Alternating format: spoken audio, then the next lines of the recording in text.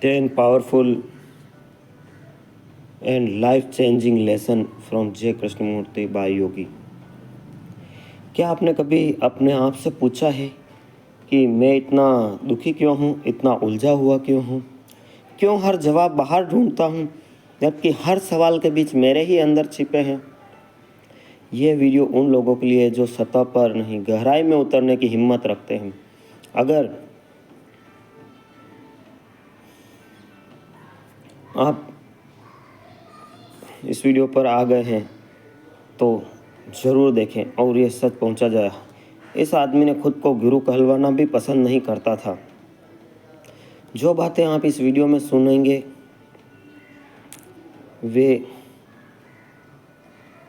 Life change करने वाली होगी।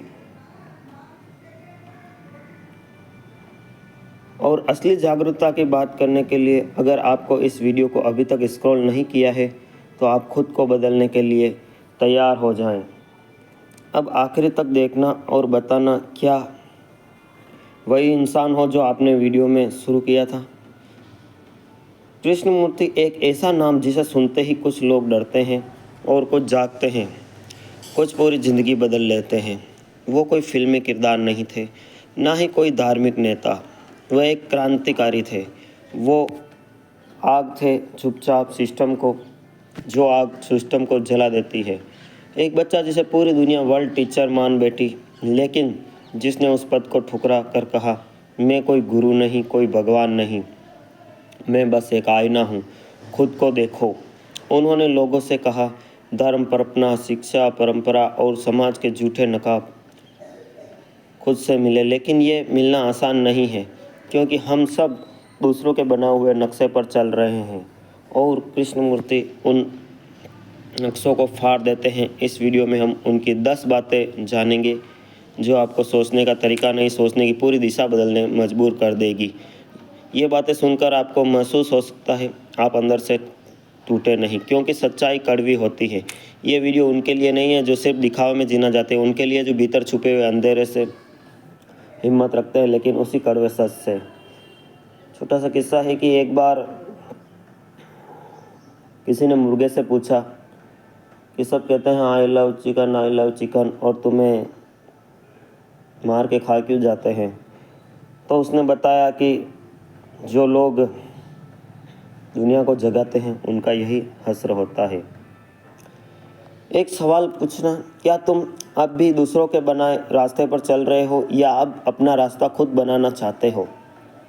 अगर आप वाकई इस सफ़र में हमारे साथ हैं तो नीचे एक गहरी बात लिखकर कमेंट करो ताकि हम जाने कि कौन सिर्फ देख रहा है और कौन असल में जाग रहा है। और हाँ, सब्सक्राइब ज़रूर करना। और गहराई में लेसन नंबर 1, सच का अनजाना रहस्य वो है जो कोई दिखा नहीं सकता। हम सब ने कभी सवाल ज़रूर पूछा है कि सच्चाई क्या है, मुझे मेरी ज़िंदगी का सही रास्ता कब मिलेगा। कोई मुझे वो रास्ता दिखता, मुझे शांति और आज़ादी तक ले जाएं। और यही सवाल लेकर हम दुनिया के हर कोने में भटकते हैं, कहीं किसी धर्म में, कभी किसी गुरु की शरण में, कभी किसी किताब के पन्नों में। लेकिन ज़रा सोचिए, अगर सच्चाई किसी और के रास्ते पर चलकर मिल सकती थी तो अब तक आपको मिल चुकी होती, लेकिन ऐसा क्यों नहीं होता। कृष्णमूर्ति ने यही बात कह दी, ट्रूथ इज़ ए पॉलिटिक्स। सच्चाई का कोई रास्ता नहीं होता, सच्चाई कोई तय दिशा नहीं कोई और तुम्हें समझा सके। सच्चाई तो वह चीज़ है जो तभी सामने आती है जब तुम खुद को पूरी ईमानदारी से देखना शुरू कर देते हो। दृष्टा बनो। दोस्तों, एक बात है, दृष्टा कैसे बने। आप अपने आप को देखो, आप क्या कर रहे हैं, सांसों पर ध्यान दें। जैसे आप ऑफिस में हैं, कुछ कार्य कर रहे हैं तो आप सिर्फ अपने आप को देखें कि ये मेरा शरीर है, कार्य कर रहा है। आप भोजन खाएं तो ये मेरा शरीर है, भोजन खा रहा है। शरीर में, पैरों में कुछ दर्द हो तो इस शरीर के पैरों में दर्द हो रहा है। अपने आप को पृथक करें। ये क्रिया 21 दिन तक करें। आप देखें आपके दिमाग और आपके सोचने में इतना अच्छा परिवर्तन होगा कि आप सोच भी नहीं पाएंगे। अब जैसे सपने आप देखते हैं, सपने में रात को यह देखकर सोएं कि जो भी मैं देखूंगा वो दृष्टा है, वो मैं नहीं हूँ। मैं देखता हूँ क्या सपना आता है। करके देखिए, मज़ा आएगा। सबसे मुश्किल चीज़ है अपने आप को देखना। क्योंकि हम में से ज़्यादातर लोग पूरी ज़िंदगी दूसरों के नज़रिए से जीते हैं। हमें बचपन से सिखाया जाता है कि भगवान मंदिर में मिलेगा, ज्ञान किताबों में मिलेगा और समाधान गुरुओं के पास होंगे। लेकिन सच्चाई यह है कि हम इन सब चीज़ों के ज़रिए खुद से भाग रहे होते हैं।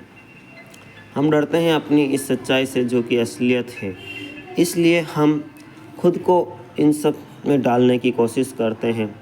लेकिन कृष्णमूर्ति कहते हैं कि रुक जाओ, ये सब कुछ छोड़ दो, बाहर भागना बंद करो। क्योंकि जब तक तुम बाहर खोज रहे हो, आवाज़ से दूर जा रहे हो। एक बार एक युवक कृष्णमूर्ति के पास आया और बोला, मैं मुक्ति चाहता हूँ, मुझे बताइए मैं क्या करूँ। कृष्णमूर्ति मुस्कुराए और बोले, जब तुम सवाल पूछते हो सच्चाई से दूर जा रहे हो, क्योंकि जिस पल तुमने सवाल पूछा तुमने मान लिया कि कोई और तुम्हें जवाब देगा। लेकिन सच्चाई का कोई जवाब नहीं होता, वो सिर्फ अनुभव की जाती है। जब तुम बिना किसी गुरु, बिना किसी किताब, बिना किसी अपने मन को देखना शुरू करते हो, अपने डर, अपनी उलझनों, अपने भीतर के शोर को देखना ही सच्चाई के सबसे करीब लाएगा आपको। आपको शॉर्टकट चाहिए खुद को समझने के लिए। अगर खाना खाना है तो आपको खुद को खाना होगा। आप मुझे पूछ लें कि खाने में कैसे बनता है, खाने का स्वाद कैसा, उससे आपका पेट नहीं भरेगा। ये वीडियो तुम्हारे लिए है। अगर तुम यहाँ तक आ चुके हो तो एक कमेंट लिखो, मैं सच्चाई को देखना चाहता हूँ, क्योंकि यही पहला कदम है जो बाहर की दुनिया को पहुँच करके अंदर की दुनिया को ऑब्जर्व करना। लेसन नंबर 2, डर तुम्हारा सबसे बड़ा दुश्मन है। हम अपनी पूरी ज़िंदगी डर के इर्द गिर्द जीते हैं और सबसे ख़तरनाक बात यह है कि हमें इसका पता नहीं चलता। हम फैसले लेते हैं, कभी अपने कैरियर्स को लेकर, कभी रिश्तों को लेकर, कभी अपने सपनों को लेकर। लेकिन क्या आपने कभी खुद से पूछा है कि आप ये फैसले क्यों ले रहे हैं? क्या वाकई आप इन्हें आज़ादी से चुन रहे हैं या डर से भागते हुए मजबूरी में चुन रहे हैं?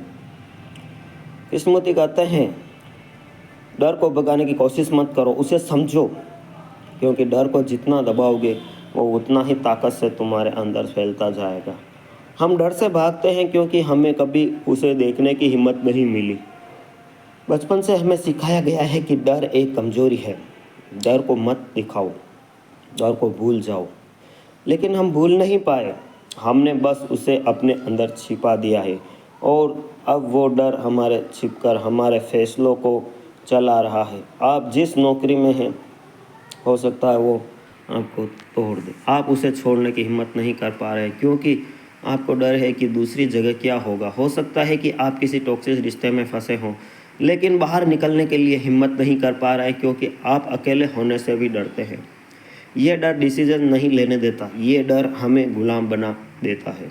कृष्णमूर्ति कहते हैं, डर को समझो, उसे महसूस करो, सिर्फ एक्चुअलिटी नहीं, गहराई से। अगर तुम डर से भागते हो तुम कभी आज़ाद नहीं हो सकते। पूछो खुद से पूछो कि डर मेरा दिया गया है या दुनिया का। जब तुम डर को एक ऑब्जेक्ट की तरह देखना शुरू करते हो तब होता है, डर अपना असर खोने लगता है और पहली बार तुम अपनी ज़िंदगी अपने टर्म्स पर जीना शुरू कर देते हो। एक सच्ची जिसे हमने सच मान लिया है। डर तुम्हारे डिसीजन को तोड़ता है और तुम्हारी आइडेंटिटी को खा जाता है। अगर तुमने डर को समझ लिया तो तुम खुद समझने में सबसे बड़े दरवाजे खोल दोगे और वहीं से ट्रांसफॉर्मेशन शुरू होता है। अगर तुम पढ़ रहे हो कि जो सब सिर्फ कंटेंट नहीं है, ये तुम्हारी अपनी कहानी है, जो नीचे कमेंट करो, मैं अपने डर को देखूंगा। और अगर तुम वाकई खुद को बदलना चाहते हो तो इस चैनल को सब्सक्राइब करो, क्योंकि यहाँ हम तुम्हें वो नहीं बताएंगे जो अच्छा सुनने में लगे, यहाँ हम तुम्हें वो दिखाएंगे जो तुम्हें इस ब्रह्मांड से मिलवा देगा। लेसन नंबर 3, समाज का नकली चेहरा, गुलामी का सुंदर भ्रम। समाज हमें आज़ादी का सपना बेचता है, लेकिन असल में वो धीरे धीरे एक गुलाम बना देता है। कृष्णमूर्ति की सबसे कड़वी लेकिन ज़रूरी बात यही थी, समाज तुम्हें कभी आज़ाद नहीं होने देता। और ये बात जितनी सुनने में सीधी लगती है उतनी भीतर से तोड़ देने वाली है, क्योंकि जिस समाज को हम अपना सारा मानते हैं वो हमें गलत सिखाता है। असल में वही इस तरह प्रोग्राम किया गया कि भूल जाएं। बचपन से सिखाया जाता है कि नंबर लाओ, फिर एक अच्छी डिग्री पाओ, फिर एक जॉब लो जो स्टेटस देती है, फिर शादी करो, घर बनाओ, बच्चे पैदा करो, लास्ट में मर जाओ, जिसमें कभी अपनी मर्जी से कदम नहीं रखा। इस सिस्टम का सबसे खतरनाक हिस्सा ये है कि यह दिखने में बहुत सेफ और लॉजिकल लगता है। सब करते हैं तो हमें भी करना चाहिए, यही सोच हमें भीड़ बना देती है। भीड़ से अलग होना है आपको, हमें अंदर से मरा हुआ बना देती है, लेकिन बाहर से सब कुछ नॉर्मल दिखता है। एक छोटी सी स्टोरी सुनाता हूँ दोस्तों। योगी मैंने एक किताब लिखी है, उसमें एक छोटा सी स्टोरी है। योगी वॉइस नाम से ये बुक है, आप ऑनलाइन खरीद सकते हैं। उसमें एक व्यक्ति, पुराने समय की बात है, एक व्यक्ति गया और एक साधु फकीर संत बैठा हुआ था उस गांव के बाहर, और उसने पूछा है कि मुझे मरघट जाना है। तो उधर एक सुनसान इलाके की तरफ इशारा किया उसने और कहा इधर है मरघट। और वो आदमी कहता है बस्ती तो इधर दिख रही है, आप इधर क्यों बता रहे? नहीं नहीं, मैंने तो इधर ही मरघट जाना है, इधर। और उसको बस्ती की तरफ नहीं भेजकर जो मेन बस्ती थी उसको तरफ भेज दिया। अब वह बस्ती में जाके आया और उस साधु को वापस आके बुरा भला, मैंने कहा था कि मुझे तो मरघट जाना है। तो साधु उनको वहाँ ले गए जो असली में मोक्ष धाम था, और कहाँ देखो ये है असली बस्ती, यहाँ से जो आता है वो कहीं नहीं जाता है, यहीं का हो जाता है। और बस्ती तो मैं हमेशा देखता हूँ, बस्ती मतलब कि यहाँ कहीं आए कहीं चले गए, रोज़ कोई आता है रोज़ कोई जाता है। और उस इंसान की आंखें खुल गई, उसने उस साधु के चरणों में अपना सिर रखा और कहा आज उसने मुझे बहुत बड़ा ज्ञान दे दिया है। इस किस्से से आपको कुछ समझ में आया तो दोस्तों ज़रूर कमेंट करें। हम रोज़ सुबह उठते हैं, काम पर जाते हैं, जिम्मेदारियां निभाते हैं, लेकिन अंदर एक अजीब सी बेचैनी होती है जिसे हम खुद भी समझ नहीं पाते। ये बेचैनी इस बात की है कि हम इस इंसान को छोड़ देते हैं जो हम वाकई थे। कृष्णमूर्ति कहते हैं कि समाज एक सांचा है जिसमें हर किसी को फिट किया जाता है ज़बरदस्ती। तुम्हें बताया जाता है कि क्या सोचना है, क्या पहनना है, क्या खाना है, किससे बात करनी है, और यहाँ तक कि किससे प्रेम करना है। ये कंडीशनिंग इतनी गहरी होती है कि इंसान खुद को पहचानना ही भूल जाता है। सब कुछ फिक्स किया हुआ, लेकिन अगर जिंदा हो, अगर तुम्हारे भीतर अब भी थोड़ी सी आग बची है तो तुम्हें यह सब देखना होगा। तुम्हें पूछना होगा मैं किसके लिए जी रहा हूँ, क्या मेरी इच्छाएं मेरी अपनी हैं या दूसरों से मेरे भीतर डाली है। समाज कभी तुम्हें खुद बनने नहीं देगा, वो तुम्हें एक कॉपी बनाना चाहता है। जैसे कि आपके माता पिता कहते हैं आप स्टूडेंट हो तो कि गौतम बुद्ध बन जाओ, महावीर बन जाओ, या डॉक्टर बन जाओ, इंजीनियर बन जाओ। अरे तुम क्या बनना चाहते हो? तुम्हें इतना बिजी और डरपोक बना देगा कि तुम कभी सवाल उठाने की हिम्मत नहीं करोगे। लेकिन अगर तुम्हें कंडीशनिंग को पहचानो, उसे तोड़ो, तुम्हें अकेला, लेकिन यही आज़ादी शुरू थे कृष्णमूर्ति। जब तुम अपने कंडीशनिंग को देख पाते हो तब तुम्हें पहली बार सोचने का देखना शुरू कर देते हैं। खोना नहीं चाहते। सवाल शुरू करो, तुम क्यों वही बनना चाहते हो जो सब बन रहे हैं? अगर ये सवाल तुम्हें बेचैन कर रहे हैं तो तुम सही रास्ते पर हो। ये बेचैनी ही तुम्हारी पहली क्रांति है। लेसन नंबर 4, प्यार बंधन की चाहत नहीं बल्कि आज़ाद करने की ताकत है। हमारे लिए प्रेम क्या है? एक इमोशनल कनेक्शन, एक रिश्ता, एक इंसान से जुड़ाव। हम सोचते हैं कि प्रेम वो है जो हमें सुकून देता है, साथ देता है, हमारी कमी पूरी करता है। लेकिन कृष्णमूर्ति ने प्रेम को बिल्कुल अलग ही तरीके से देखा है। उनके लिए प्रेम एक जिंदा सांस लेती हुई अवस्था थी, ना कि कोई लेन देन, रिलेशनशिप का समझौता। उन्होंने कहा, प्रेम में ना अपेक्षा होती है ना डर, लेकिन हमारे लिए प्रेम हमेशा एक उम्मीद बन जाता है। कहते हैं कि हम किसी से प्यार करते हैं, लेकिन उसी के साथ हम उससे कुछ चाहते भी हैं, ध्यान, अपनापन, लॉयल्टी, वैलिडेशन। जब वो सब नहीं मिलता तो हम टूट जाते हैं, नाराज़ हो जाते हैं, गुस्सा करते हैं। लेकिन सोचो, क्या ये प्रेम है या व्यापार? सच्चा प्रेम ना तो किसी शर्त पर टिका है, ना किसी सुरक्षा की गारंटी देता है। और वही बात हमें सबसे ज़्यादा डराती है, क्योंकि हमने प्रेम को कभी बिना डर कर नहीं देखा। भगवान से आप कुछ मंदिर गए, सोचो, भगवान के आप मंदिर गए, आपने कुछ मांगा कि आज मेरा यह कार्य होना चाहिए, और आपका वह कार्य नहीं हुआ। अब कल आप मंदिर में जाते हो और भगवान को कोसते हो, उनसे नाराज़गी की बातें करते हो, तो ये कैसा रिश्ता है? ये भगवान से आपका कैसा रिश्ता है? अरे भगवान चाहते हैं कि तुम कुछ करो और इससे अच्छा करो।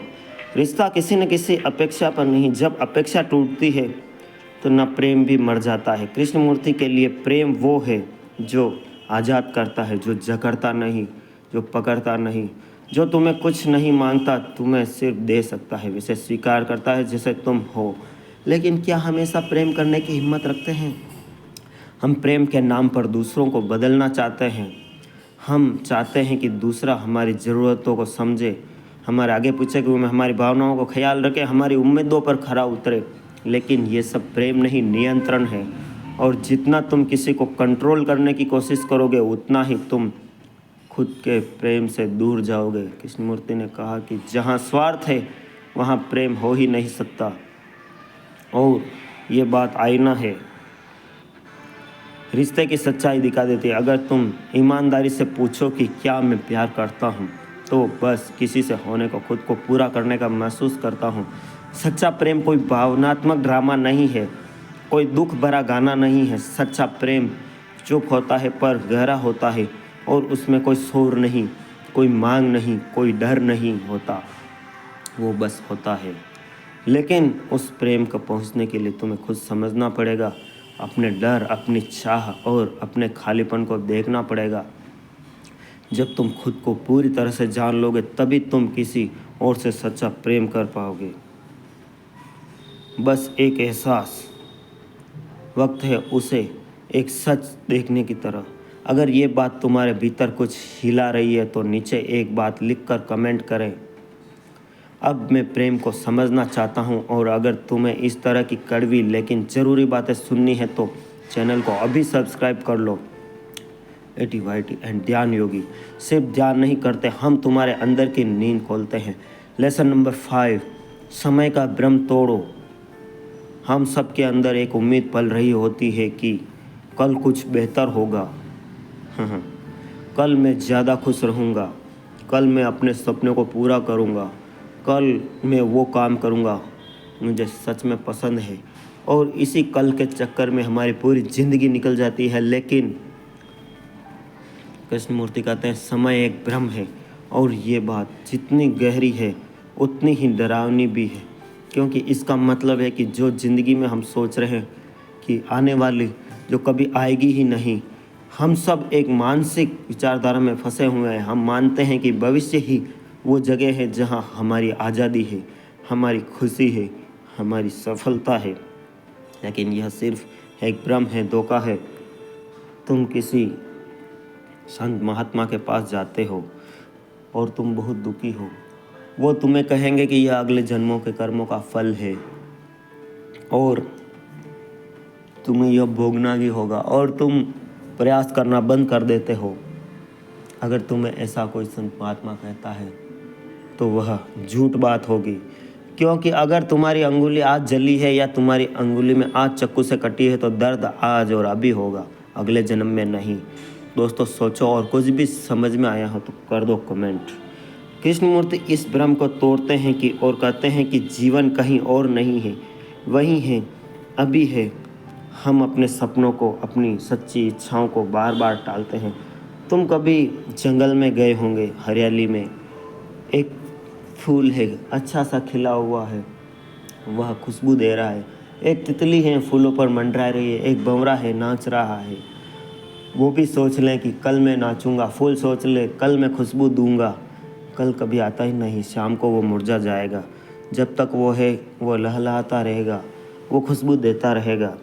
अभी डर के कारण, कभी सामाजिक दबाव के कारण, कभी खुद को भागने के कारण तुम ऐसे हो। जितना ज़्यादा हम टालते हैं, उतना ही ज़्यादा हम अंदर से मरते जाते हैं। समय का भ्रम हमें एक ऐसी रेस में डालता है जिसमें कोई फिनिश लाइन भी नहीं होती। हम दौड़ते रहते हैं, कॉलेज, जॉब, शादी, बच्चे, रिटायरमेंट, और सोचते हैं कि किसी दिन सब ठीक हो जाएगा, हम आराम करेंगे, हम खुश रहेंगे, लेकिन कभी रह नहीं पाते।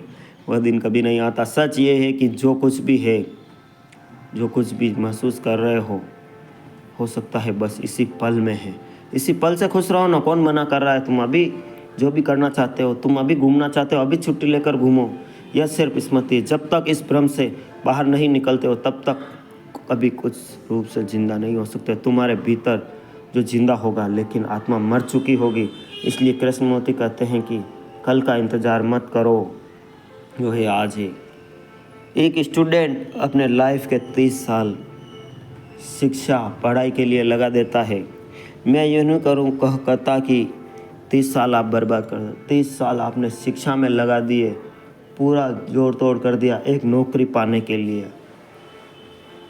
आप सोचते हैं नौकरी पाने के बाद मैं खुश रहूँगा, मैं मज़े करूँगा, मैं एंजॉय करूँगा।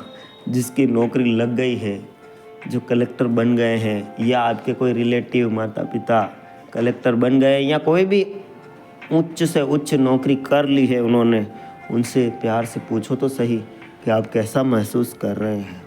वो बताएंगे बहुत अच्छा। लेकिन उनको कहो कि मेरे माथे पे हाथ रख के बताओ कि तुम खुश हो, गारंटी देता हूँ उनका चेहरा, उनकी आंखों से आंसू आने लग जाएंगे।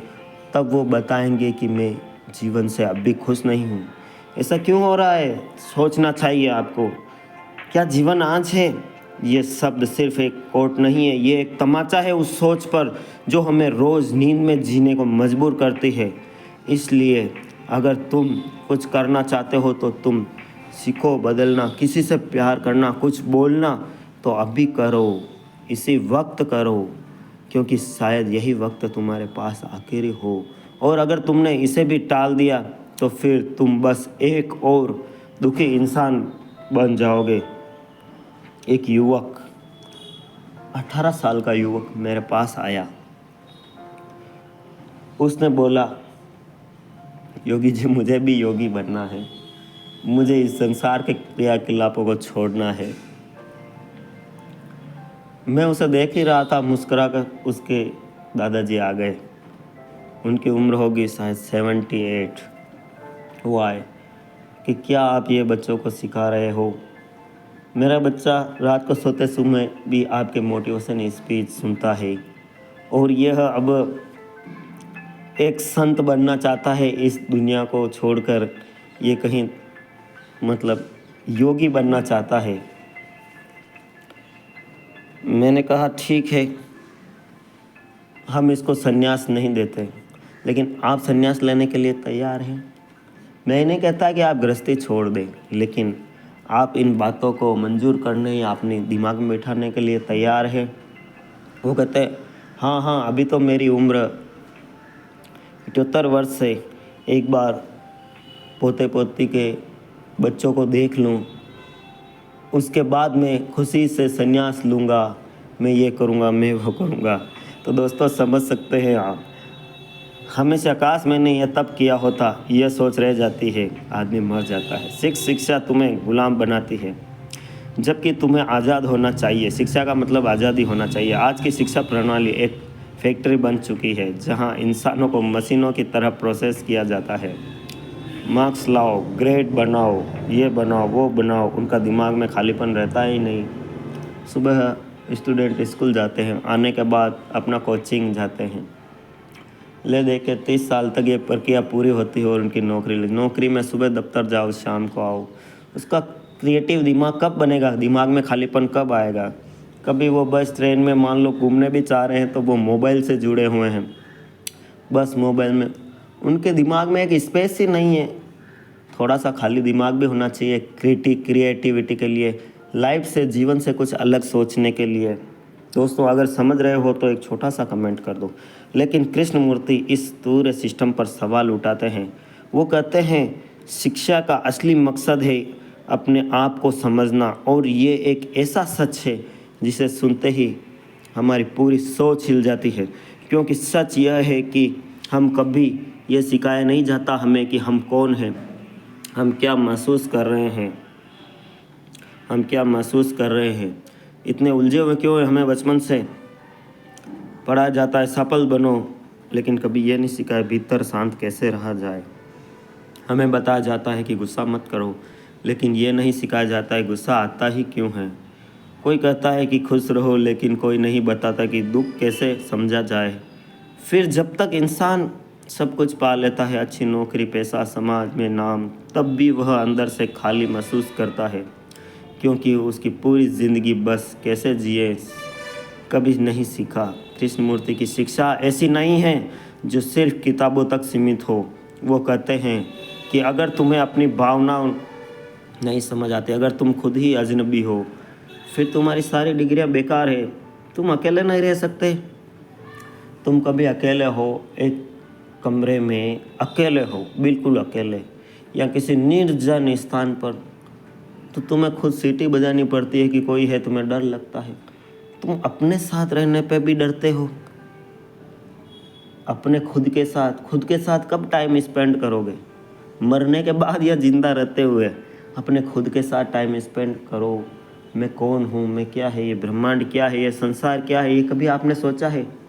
आप बस रोज़ का कार्य निपटाया, शाम को खाना खाया, सो गए, सुबह उठे, वापस रोज़ की दिनचर्या में लग गए। इससे आगे आपने कभी कुछ सोचा है? बात कड़वी लगेगी आपको, क्योंकि असली शिक्षा वो है जो तुम्हें खुद को जानने की ताकत दे, जो तुम्हें सवाल पूछना सिखाए, सिर्फ दुनिया से नहीं, खुद से भी।